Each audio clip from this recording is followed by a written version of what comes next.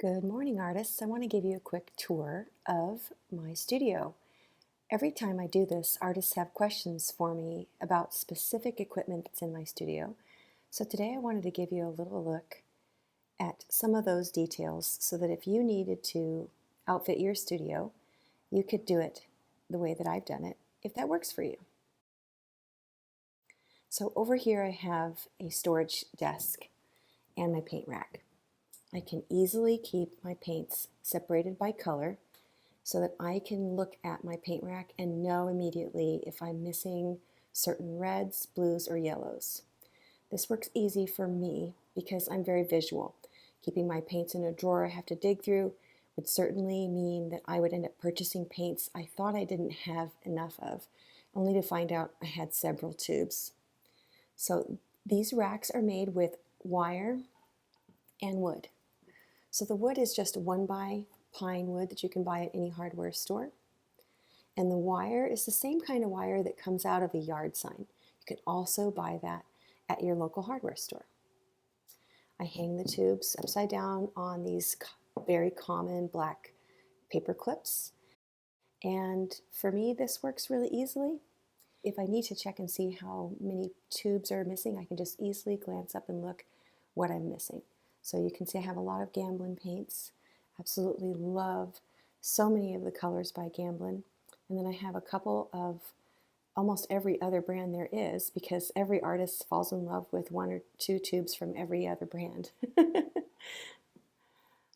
Down below I have my storage cabinet. On my storage cabinet I keep my brushes that I'm going to use for the day. And I try to keep my storage cabinet pretty clear because I need this space as a working space. Sometimes I'll need to lay out my books and other things so when I'm doing research. So in my storage cabinet, I have things I need to take care of right away.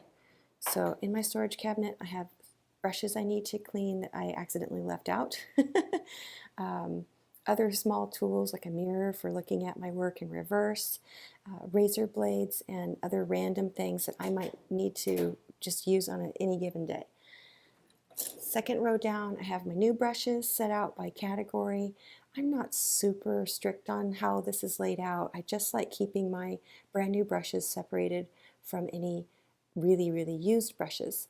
In the next row down, I have all of my used brushes.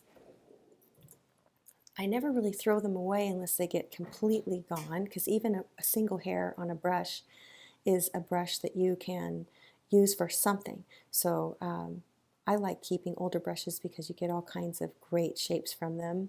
You can see here I have almost exclusively Rosemary and Company brushes. These non-Rosemary brushes are some that I bought the very first time I ever bought art supplies back in March of 2012 for my first workshop with the great Rommel de la Torre. So I also keep solvents and other things in this drawer over here. And a funnel and other things that I can use to keep myself organized. Yeah. Over here, I have a small bookshelf full of cards and notes and books from Nancy Guzik and Richard Schmid. I also keep a small collection of little tiny paintings that I have been given, and small artwork from my children. And it's kind of a place I add cards and notes to that mean something to me, helps me feel inspired and happy when I come into my art studio. Now, I've newly painted, and since I haven't put together the rest of this shelf. This is pretty much my other keepsake shelf, things that friends have given me, art drawing materials, and just little looky-loos that I keep in my studio space. On this wall, I'm getting ready to build a wall easel for really large paintings, and I'll get that posted when it's finished here. On my actual easel, which is a Richardson Best easel, I have a little study I've been doing of a Bouguereau, just a monochrome underpainting study. It's part of the 3 starting methods that I teach in my workshops. This one is called Open Grisaille. The easel itself is really easily adjustable. It's got a hand crank that I can raise and lower the height of the easel. Beside the easel right here on the right is a custom-made glass palette that my husband built for me. It is attached to my Richardson easel by a metal plate, and it too is adjustable height to lower it as well for my comfort.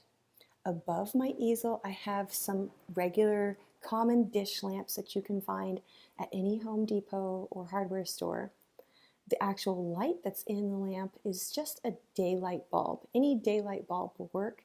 I prefer LED bulbs because they don't get hot to the touch, but daylight bulbs are better as far as I'm concerned over soft white. Soft white is a very yellow light, and daylight is closer to a nice, clean northern sunlight.